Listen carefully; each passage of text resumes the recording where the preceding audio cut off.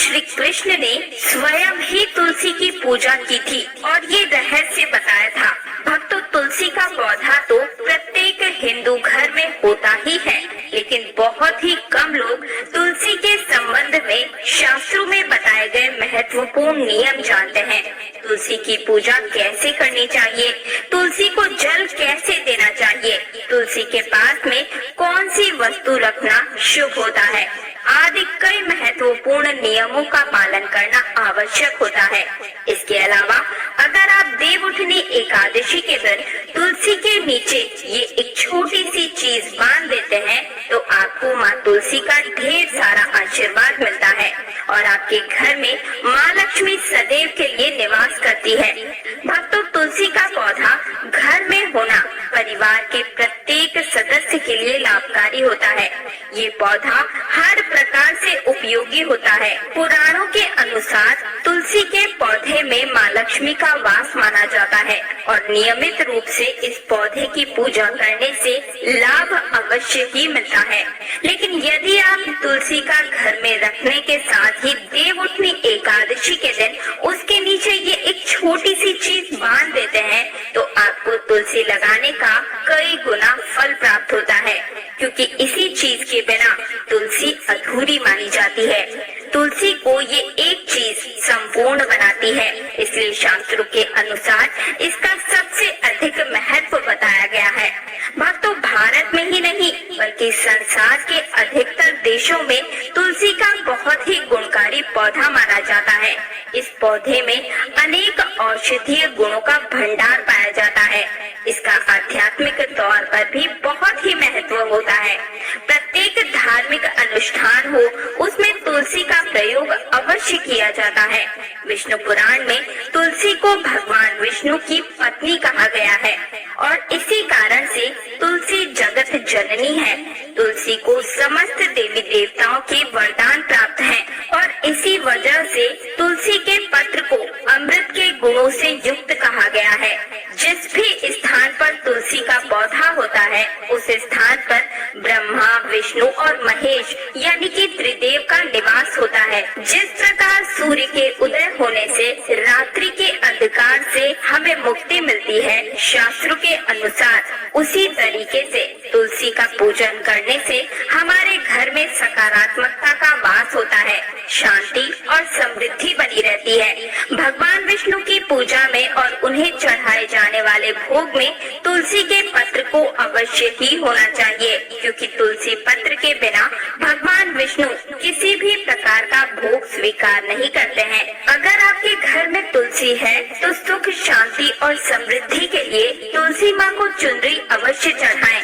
अक्सर लोग घर में तुलसी का पौधा तो लगा लेते हैं लेकिन उनसे गलती हो जाती है, वे तुलसी माँ को चुनरी नहीं चढ़ाते हैं, जिसके कारण उन्हें तुलसी लगाने का शुभ फल प्राप्त नहीं हो पाता है। हमेशा ध्यान रहे कि तुलसी का पौधा चुनरी के बिना अधूरा माना जाता है। तुलसी केवल एक पौधा नहीं बल्कि वे भगवान विष्णु की पत्नी के रूप में भी जानी जाती है और इसी वजह से कई बार माँ लक्ष्मी उनसे ईर्ष्या कर बैठती है, क्योंकि कई जगह पर माँ लक्ष्मी के बिना भगवान विष्णु का पूजन तो हो जाता है लेकिन तुलसी दल के बिना भगवान विष्णु किसी भी प्रकार की पूजा को स्वीकार नहीं करते हैं। इसलिए घर में लगाए हुए तुलसी के पौधे में हमेशा चुनरी बंधी हुई होनी चाहिए। इससे पति पत्नी में प्रेम और विश्वास भी बढ़ता है। घर में रहने वाली महिलाएं सदा सुहागन और सौभाग्यवती रहती है, लेकिन तुलसी को चुनरी चढ़ाने से पहले आपको कुछ चीजों का ध्यान जरूर रखना चाहिए। ध्यान रहे कि हमेशा तुलसी के पौधे को लाल रंग की चुनरी ही चढ़ाएं। आप तुलसी के पौधे पर हरे और पीले रंग की चुनरी भी चढ़ा सकते हैं, लेकिन कई लोग पुरानी फटी चुनरी तुलसी के पौधे पर चढ़ा देते हैं। ऐसा कभी ना करें, ये अशुभ माना जाता है। तुलसी पर नई चुनरी ही बांधनी चाहिए। तुलसी पर चुनरी बांधने के लिए देवउठनी एकादशी का दिन सर्वोत्तम माना जाता है। आप किसी भी एकादशी या देवउठनी एकादशी के दिन नई चुनरी लाकर तुलसी के पौधे में जरूर बांध दीजिएगा। इससे आपकी कई गुना अधिक फल की प्राप्ति होगी। अगर चुनरी पुरानी हो जाए तो एकादशी या देवउठनी एकादशी के दिन इसे जरूर बदल दीजिएगा। भक्तों, तुलसी भी अवश्य ही करना चाहिए। इससे मनुष्य के सभी दुखों का अंत होता है और सांसारिक जीवन सुखमय बीतता है। भक्तों, कुछ लोग जाने अनजाने में तुलसी के पास ऐसी चीजें रख देते हैं जिससे तुलसी का अपमान होता है। तुलसी का पौधा बहुत ही संवेदनशील होता है, इसकी अच्छी तरह से देखभाल करनी पड़ती है, तभी शुभ फल की प्राप्ति होती है। इसलिए तुलसी के पौधे के पास आपको अपने मुख से कभी भी अपशब्द नहीं बोलने चाहिए। तुलसी के पौधे के पास भूल से भी जूता, चप्पल अथवा झाड़ू पोछा नहीं रखना चाहिए, इससे पाप माना जाता है। जहाँ पर तुलसी का पौधा होता है उस स्थान के आसपास थूकने से घोर अनर्थ होता है। तुलसी के पौधे के पास कभी भी जल से भरा हुआ पात्र नहीं रखना चाहिए। तुलसी के पौधे के पास दीपक जलाने के बाद दीपक को वहाँ से हटा देना चाहिए, क्योंकि तुलसी के नीचे बुझा हुआ दीपक रखना भी अशुभ माना जाता है। जिस स्थान पर तुलसी का पौधा होता है उस स्थान को हमेशा स्वच्छ रखना चाहिए। इसलिए नियमित रूप से तुलसी के पौधे के पास साफ सफाई जरूर कीजिएगा। तुलसी के पौधे में शिव जी और गणेश जी की प्रतिमा नहीं रखनी चाहिए। साथ ही साथ तुलसी के गमले में अन्य किसी भी प्रकार का पौधा लगाना भी अशुभ होता है। तुलसी के पौधे के पास कपड़े भी नहीं रखने चाहिए, इससे गंदा पानी तुलसी के पौधे में गिर सकता है। ध्यान रहे कि तुलसी के पौधे की पत्तियां नाखून से नहीं तोड़नी चाहिए, इससे तुलसी का अपमान होता है। यदि तुलसी के पत्ते सूख कर नीचे गिर जाएं, तो उन्हें कचरे में नहीं फेंकना चाहिए। उन पत्तों को आप तुलसी की मिट्टी में ही दबा दीजिएगा। रविवार के दिन तुलसी के पत्ते नहीं तोड़ने चाहिए और रविवार को तुलसी को जल भी नहीं चढ़ाना चाहिए। बाकी अन्य दिन बिना चूके नित्य तुलसी को जल चढ़ाना चाहिए और शाम के समय दीपक जलाना चाहिए। अक्सर महिलाएं स्नान के बाद अपने बाल खुले रखकर ही तुलसी को जल देती हैं। ऐसा करना गलत है। महिलाओं को हमेशा ही अपने बालों को बांधकर माथे पर सिंदूर और बिंदिया लगाकर ही तुलसी को जल देना चाहिए। इससे तुलसी माँ का आशीर्वाद प्राप्त होता है। घर में तुलसी का पौधा लगाते समय ध्यान रखें कि आप किसी भी तरीके की गंदी मिट्टी का प्रयोग ना करें, इससे तुलसी रूठ जाती है और सूखने लगती है। तुलसी का पौधा कभी गंदे स्थान पर नहीं लगाना चाहिए, जैसे नाली अथवा बाथरूम के पास तुलसी का पौधा कभी नहीं रखना चाहिए, अन्यथा गंदा पानी तुलसी के पौधे में गिर सकता है, जो बहुत ही अशुभ माना जाता है। घर में तुलसी का पौधा कभी सूखना नहीं चाहिए। शास्त्रों की ऐसी मान्यता है कि तुलसी का पौधा सूखना अकाल मृत्यु की सूचना देता है। घर में तुलसी का पौधा सूख जाए तो घर की सुख समृद्धि खत्म हो जाती है। सूखी हुई तुलसी में माँ लक्ष्मी का वास नहीं होता। वास्तु शास्त्र के अनुसार तुलसी का पौधा सूख जाए तो वह आने वाली किसी दुर्घटना का संकेत होता है। इसलिए तुलसी को अच्छे से ख्याल रखना चाहिए, उसे नित्य जल देकर हरा भरा रखना चाहिए। तुलसी के पौधे में कभी भी मकड़ी के जाले अथवा कीड़े नहीं लगने चाहिए। ऐसे स्थान पर लक्ष्मी माँ वास नहीं करती है। शास्त्रों के अनुसार मासिक धर्म के दौरान महिलाओं को तुलसी के पौधे में पानी नहीं डालना चाहिए और तुलसी को स्पर्श भी नहीं करना चाहिए।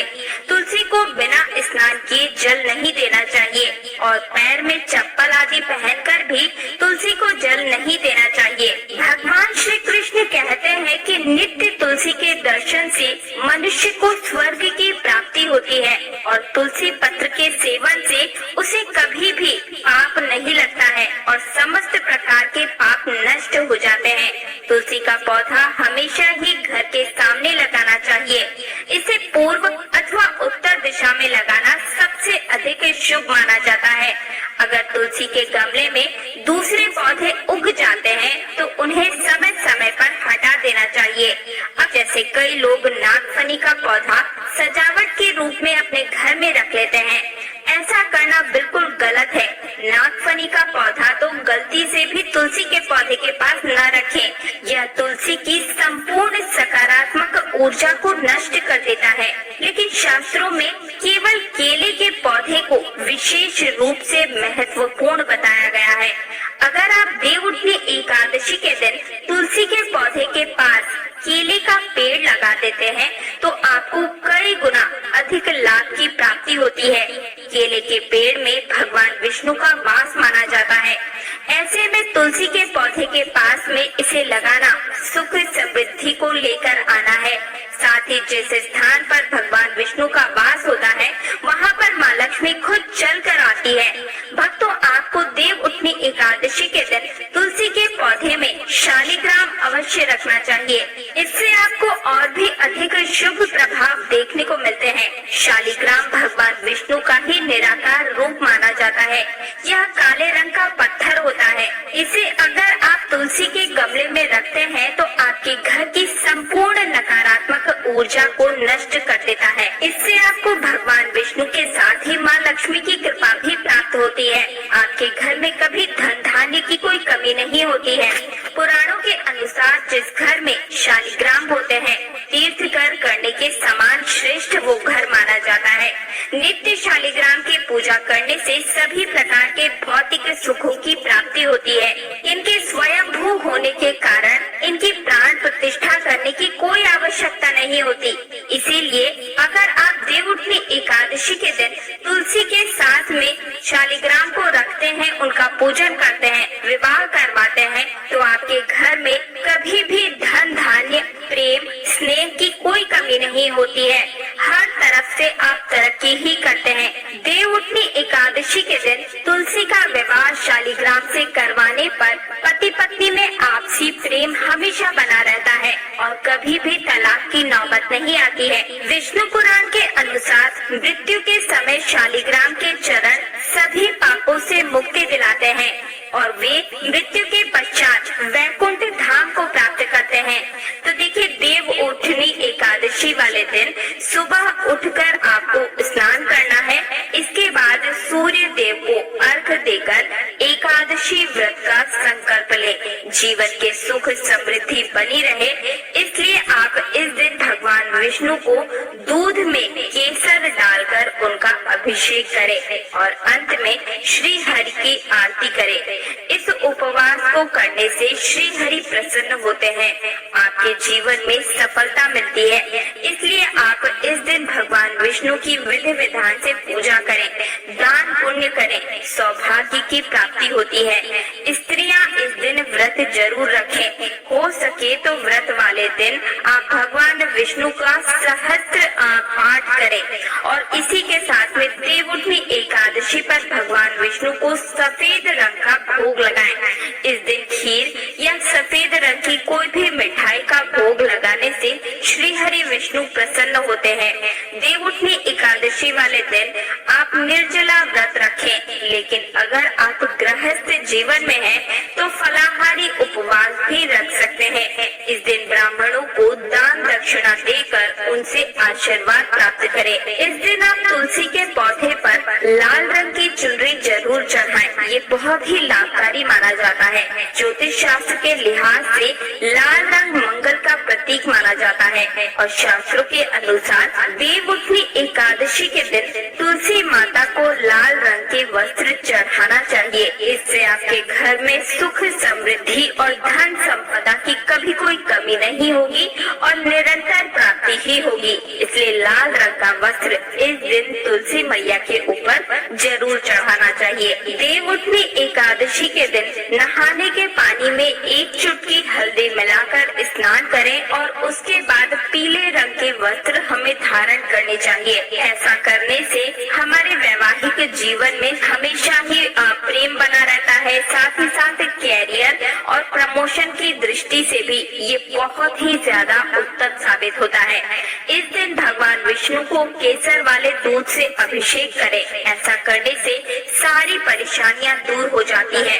विवाह के योग अगर किसी व्यक्ति के नहीं बन पा रहे हैं, जुड़ी हुई परेशानियां सामने आ जा रही हैं, तो देवउठनी एकादशी के दिन भगवान विष्णु की पूजा के दौरान केसर, हल्दी या फिर पीले चंदन से उनका तिलक कीजिए और इसके बाद पीले रंग के फूल अर्पित कीजिए। ऐसा करने से विवाह के शीघ्र योग बनते हैं।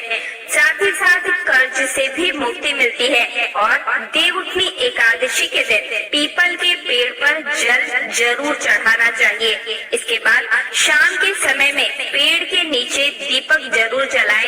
दीपक जलाना चाहिए। मान्यता है कि इस उपाय को करने से व्यक्ति को जल्दी ही कर्ज से मुक्ति मिल जाती है, धन की कभी कमी नहीं होती है। कार्तिक मास में तुलसी की पूजा करने का खास महात्म्य है। देवउठनी एकादशी के दिन तुलसी के पौधे में गन्ने का रस मिलाकर अगर आप चढ़ाते हैं और इसके बाद वहीं पर बैठकर एक घी का दीपक आप वहां पर जलाते हैं, तो ऐसा करने मात्र से आपके जीवन के समस्त प्रकार के कष्टों का नाश होता है, रोग द्वेष दूर होते हैं। किसी से दुश्मनी हो रखी है तो वो सामने वाला व्यक्ति शांत हो जाता है और हर जगह से तरक्की ही देखने को मिलती है। प्रिय भक्तगणों, अगर अभी तक आपने कमेंट बॉक्स में जय श्री हरि विष्णु जय माँ लक्ष्मी नहीं लिखा है तो जरूर लिख दीजिए। साथ आपके ऊपर सदैव भगवान विष्णु के साथ माँ लक्ष्मी और तुलसी देवी की कृपा सदा सर्वदा पूरे परिवार पर बनी रहे। प्रिय भक्तगणों, देवउठनी एकादशी के दिन दीप दान का खास महत्व होता है। ऐसा कहा जाता है कि नियमानुसार देवोत्थान एकादशी भगवान विष्णु के शालिग्राम रूप और देवी वृंदा तुलसी के विवाह का दिन होता है। भगवान विष्णु की निद्रा के 4 महीनों के दौरान सृष्टि के कार्यों से मुक्ति होती है, भगवान रुद्र को शांति मिलती है और फिर इसके बाद में भगवान विष्णु 4 महीनों की लंबी निद्रा से जागने के बाद ब्रह्मांड के प्रबंधन कार्यों को फिर से शुरू करते हैं।